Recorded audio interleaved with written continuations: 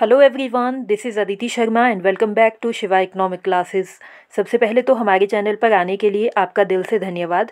And अगर आप इस चैनल पर नए आए हैं तो प्लीज़ हमारे चैनल को सब्सक्राइब कीजिएगा एंड साथ में दिए गए बेल आइकन पर प्रेस करके ऑल नोटिफिकेशंस पर क्लिक करना मत भूलिएगा।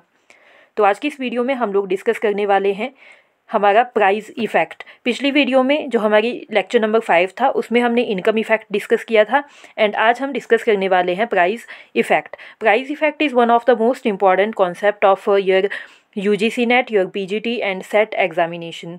तो बहुत ही अच्छे से इस कॉन्सेप्ट को समझिएगा। एंड यहाँ पे जो लास्ट स्लाइड मैंने ऐड की है वहाँ पे आपके पास कंप्लीट इफ़ेक्ट्स की बात की गई है कि price effect, income effect and substitution effect आपके डिफरेंट टाइप ऑफ गुड्स में कैसे होते हैं। तो वो आप लोगों के लिए बहुत ही ज़्यादा हेल्पफुल होने वाला है। एंड यूजीसी नेट के एग्ज़ाम में 2 से 3 क्वेश्चन इस टॉपिक से देखने को ज़रूर मिलते हैं। तो प्लीज़ आप इस कॉन्सेप्ट को छोड़कर बिल्कुल भी मत जाइएगा। तो चलिए डिस्कस करते हैं अपना प्राइस इफ़ेक्ट। देखिए, पिछली वीडियो में हमने देखा था कि इनकम इफ़ेक्ट हमें बताता है कि जब इनकम में चेंज होता है तो कंज्यूमर इक्विलिब्रियम कैसे चेंज होता है। तो यहाँ पे हमें प्राइस इफ़ेक्ट भी यही बताता है कि जब हमारा प्राइस चेंज होता है तो प्राइस के चेंज होने से कंज्यूमर इक्विलिब्रियम पे क्या इफ़ेक्ट पड़ता है। ठीक है, अब देखिए जो प्राइस इफ़ेक्ट है, प्राइस इफ़ेक्ट को हम पीसीसी मतलब प्राइस कंजप्शन कर्व के द्वारा शो करते हैं। एंड पीसीसी का मतलब होता है कि PCC shows the quantity of goods a consumer is able to purchase when the price of the good changes. मतलब कि जब price of a good change होता है तो उस वक्त कंज्यूमर कितनी क्वांटिटी ऑफ कमोडिटी को परचेज कर सकता है, वो बात बताता है हमारा प्राइस इफ़ेक्ट। अब देखिए, अब मैं आपको बताती हूँ कि हमारा जो पीसीसी होता है वो कैसे बनता है, प्राइस कंजप्शन कर्व कैसे बनता है। आई होप आप लोगों ने बजट लाइन का कॉन्सेप्ट देखा होगा एंड आपने कंज्यूमर इक्विलिब्रियम का कॉन्सेप्ट देखा होगा। तो अभी मैं आपको डायरेक्टली बताती हूँ कि हमारा जो प्राइस इफ़ेक्ट है वो कैसे काम करता है। देखिए, मान लीजिए ये है आपका ओ वाई एक्सिस, ये है हमारा ओ एक्स एक्सिस। तो ओ एक्स एक्सिस पे हम लेते हैं commodity X and on Y axis पे हम लेते हैं कमोडिटी वाई। ठीक है, तो अब देखिए, अब मैंने आपको बताया था ये हमारा बजट लाइन होती है। ठीक है, तो ये हमारी बजट लाइन है जो हमारी इनिशियल बजट लाइन है। ठीक है, तो कंज्यूमर का इक्विलिब्रियम अगर हमने दिखाना है तो हमें ड्रॉ करना पड़ेगा एक इंडिफरेंस कर्व जो कि टच करता है हमारी बजट लाइन को। ठीक है, तो ये है हमारा आईसी कर्व, इंडिफरेंस कर्व। तो इंडिफरेंस कर्व का जो टेंजेंसी पॉइंट है वो कुछ यहाँ पर है। ठीक है ना, तो इस सिचुएशन में हमारा जो वाई कमोडिटी की डिमांड होगी वो इतनी होगी एंड एक्स कमोडिटी की डिमांड एक्स कमोडिटी की जो डिमांड होगी वो कुछ इतनी होगी। ठीक है, मान लीजिए ये x1 है, ये है हमारा y1। ठीक है, तो अब देखिए, अब ये हमारा आईसी कर्व है, इनिशियल इंडिफरेंस कर्व, एंड ये है हमारी पीपी इनिशियल बजट लाइन। इसे आप थोड़ा सा, जो आपकी एक्स एक्सिस होता है ना, इसे आप थोड़ा सा लंबा बनाइएगा। क्यों? क्योंकि आपके पास जब आप प्राइस में चेंज को दिखाते हो तो प्राइस में चेंज होने से आपकी बजट लाइन चेंज होती है। तो ताकि आपका डायग्राम अच्छे से बने इसलिए आपने पहले ही क्या करना है कि जो हमारी ये लाइन होती है इसको लंबा सा ड्रॉ कर देना है। ठीक है ना, देखिए ये है हमारी एक्स। अब मैंने आपको बताया था कि जब हमारी जो प्राइस होता है, मान लीजिए प्राइस एक्स कमोडिटी का कम हो गया, तो एक्स का प्राइस कम होने से क्या होगा, लोग एक्स की ज़्यादा डिमांड करेंगे एंड वाई की डिमांड को घटा देंगे, जिसकी वजह से क्या होगा कि हमारी जो बजट लाइन है वो एक्स एक्सिस की तरफ से बाहर शिफ्ट हो जाएगी। कैसे? मतलब y का तो प्राइस चेंज नहीं होगा तो y से तो आपकी जो लाइन होगी वो यहीं से आएगी। ठीक है ना, लेकिन जो x है उसका प्राइस चेंज हो गया, प्राइस कम हो गया, तो प्राइस के कम होने से क्या हुआ, एक्स की डिमांड बढ़ गई एंड हमारी बजट लाइन बाहर शिफ्ट हो गई। तो अब जो नई बजट लाइन आई है ये है हमारी P1। ठीक है, ये है हमारी P1 बजट लाइन। अब देखिए, मैंने आपको बताया कि y की डिमांड हमारी कम हो जाएगी एंड x की डिमांड हमारी बढ़ जाएगी। अब y की डिमांड पहले यहाँ पे y1 थी। ठीक है, अब मान लीजिए डिमांड थोड़ी सी कम होती है, कितनी, इतनी कम होती है।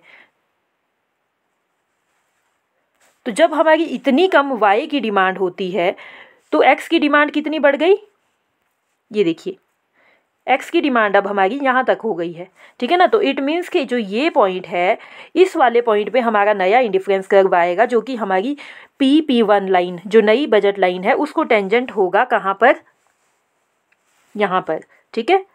इस पॉइंट पे हमारा जो बजट टेंजेंसी होगा वो कुछ यहाँ पे होगा, ठीक है ना। देखिए मैं आपको ठीक से इसे बना के दिखाती हूँ। ये देखिए, ये जो बजट है हमारा टेंजेंसी है वो इस पॉइंट पे है, ठीक है ना। तो ये है हमारा नया indifference curve which is RIC1, ठीक है। तो यहाँ पे हमारा टेंजेंसी पॉइंट होगा। अब देखिए यहाँ पे हमें क्या पता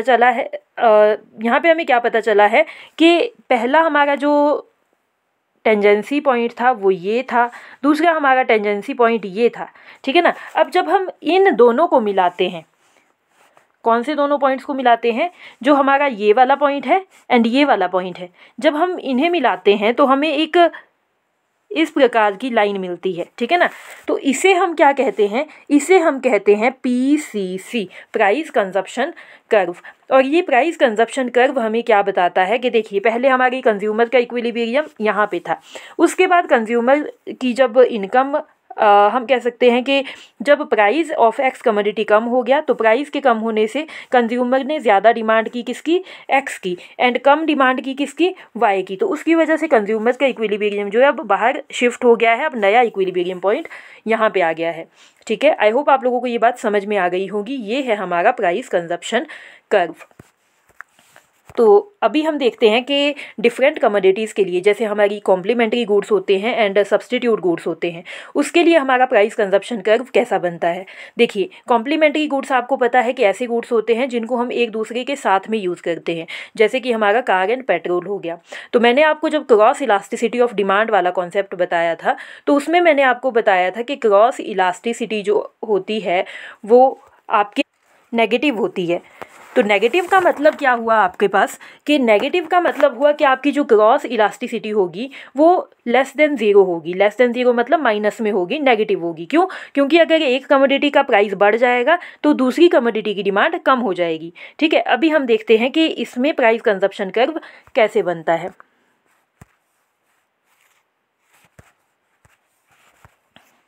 ये देखिए, ये है हमारा OY एक्सिस, ये है OX एक्सिस।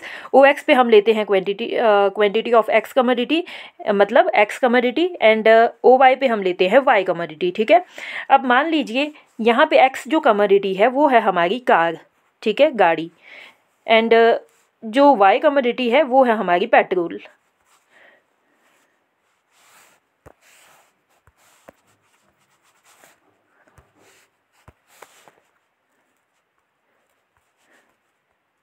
ठीक है, वाई कमोडिटी है हमारी पेट्रोल। अब देखिए, मान लीजिए पहले वाई की डिमांड इतनी थी एंड एक्स की डिमांड कुछ इतनी थी, ठीक है ना।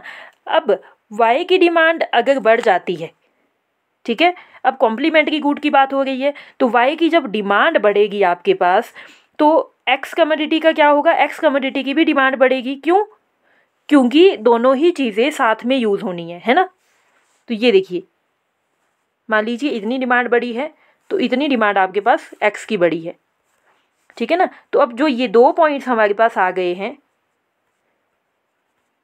इन दोनों पॉइंट्स को जब हम मिलाते हैं इस तरीके से, तो ये जो लाइन बनती है हमारी, ये है हमारी PCC, प्राइस कंजप्शन कर्व।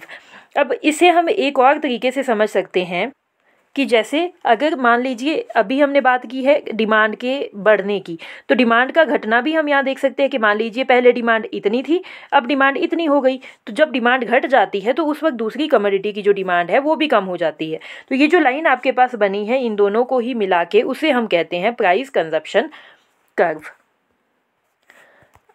अब देखिए, अब हम बात करते हैं कि जो सब्सटीट्यूट गुड्स होते हैं उसके लिए हमारी जो प्राइस कंजप्शन कर्व है वो कैसे बनता है। देखिए, आपके पास जो सब्सटीट्यूट गुड्स होते हैं, मान लीजिए ये OY एक्सिस है, ये OX एक्सिस है। तो सब्सटीट्यूट गुड्स में क्या सिस्टम रहता है हमारा, इस तरीके का हमारा कर्व बनता है। ऐसा क्यों है? क्योंकि जब एक कमोडिटी की डिमांड बढ़ेगी तो दूसरी कमोडिटी की डिमांड कम होगी। क्यों? क्योंकि सब्सटीट्यूट गुड होते हैं हमारे ऐसे गुड्स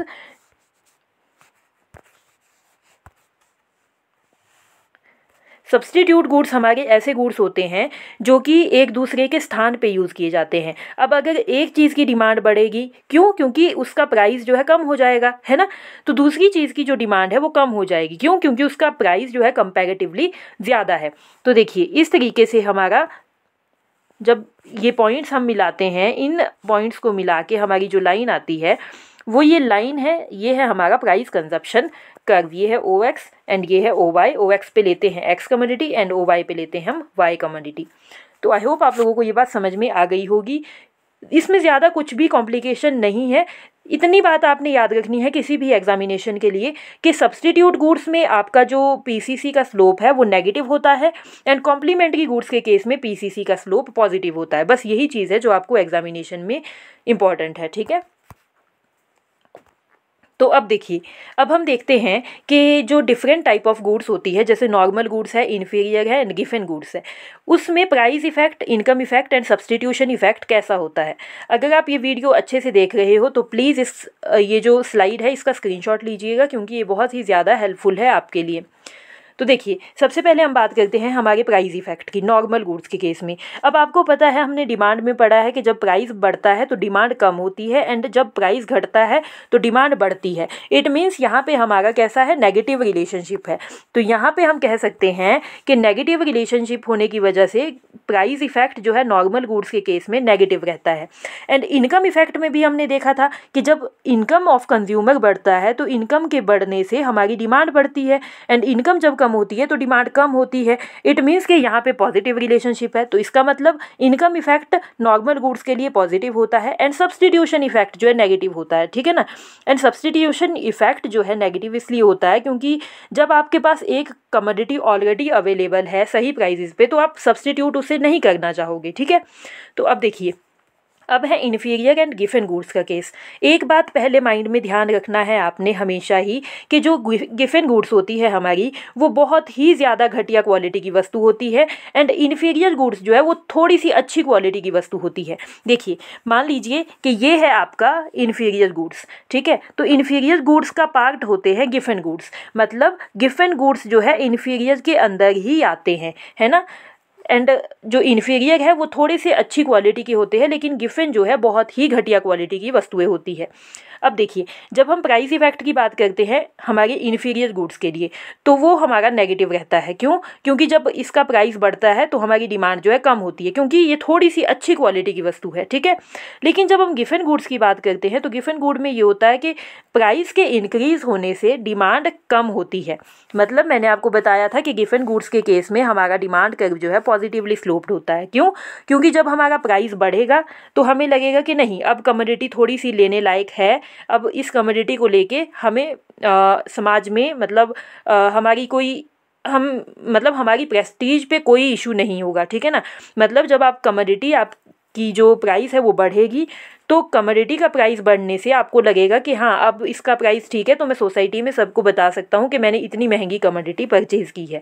तो इससे क्या होता है कि जब प्राइस बढ़ता है तो उस वक्त आपकी डिमांड भी बढ़ती है। इसलिए हम कहते हैं कि प्राइस इफेक्ट पॉजिटिव होता है एंड यहाँ पे इन्फीरियर गुड में जो है नेगेटिव ही होता है, ठीक है ना। एंड इनकम इफेक्ट आपका दोनों ही सिचुएशन में नेगेटिव होगा। क्यों? क्योंकि इनकम के बढ़ने से क्या होगा, इनकम के बढ़ने से लोग क्या चाहेंगे कि अच्छी ही कमोडिटी लेनी है, वो तो नॉर्मल गुड्स लेंगे ना, क्यों आपके इन्फीरियर एंड गिवन तो नहीं लेंगे, ठीक है। इसलिए दोनों ही सिचुएशन में इनकम इफेक्ट नेगेटिव ही रहता है एंड सब्स्टिट्यूशन इफेक्ट तो आपका हमेशा नेगेटिव ही रहेगा। अब देखिए, अब मैंने आपको बताया कि हमारा जो गिवन गुड है वो बहुत ही घटिया क्वालिटी की वस्तु है। अब देखिए, जब आपका इनकम बढ़ती है, ठीक है ना, इनकम के बढ़ने से क्या होगा, पहले आप चाहोगे कि अब मुझे इन्फीरियर कमोडिटी जो आप लेते थे वो नहीं लोगे, ठीक है, इन्फीरियर आप नहीं लोगे। इट मीन्स के इन्फीरियर जो थोड़ी सी अच्छी कमोडिटी है जब आपने उसको लेना बंद कर दिया है इनकम के बढ़ने से, तो गिवन गुड तो आप पहले ही नहीं लोगे। क्यों? क्योंकि गिवन गुड तो इन्फीरियर से भी घटिया क्वालिटी की वस्तु है। इसीलिए हम कहते हैं कि जो इनकम इफेक्ट होता है वो ग्रेटर होता है सब्स्टिट्यूशन इफेक्ट से। इनकम इफेक्ट जो है ज़्यादा होता है। क्यों ज़्यादा होता है? क्योंकि जब आपकी इनकम बढ़ती है तो उस वक्त सबसे पहले आपकी जो डिमांड घटती है वो गिवन गुड की डिमांड घटती है, ठीक है ना। मतलब इनकम इफेक्ट का सबसे ज़्यादा प्रभाव पड़ता है गिवन गुड पर। तो ये है हमारा income effect is greater than substitution effect in given goods. And उसके बाद जो प्रभाव पड़ता है, उसके बाद प्रभाव पड़ता है आपका इन्फीरियर गुड पर। इसीलिए हम कहते हैं कि इनकम इफेक्ट जो है लेस होता है सब्सटीट्यूशन इफेक्ट से। आई होप आप लोगों को ये चीज़ समझ में आ गई होगी। ये चीज़ आपके बहुत ही ज़्यादा हेल्पफुल होने वाली है हर एक एग्जामिनेशन में, चाहे आप पीजीटी की तैयारी करते हो, टीजीटी की, या फिर आप अपने नेट या सेट की प्रेपरेशंस कर रहे हो। तो आज की वीडियो में बस इतना ही था। आई होप आप लोगों को वीडियो पसंद आई होगी। Thank you so much for watching the video, and if you like the video so please like, share and subscribe the channel.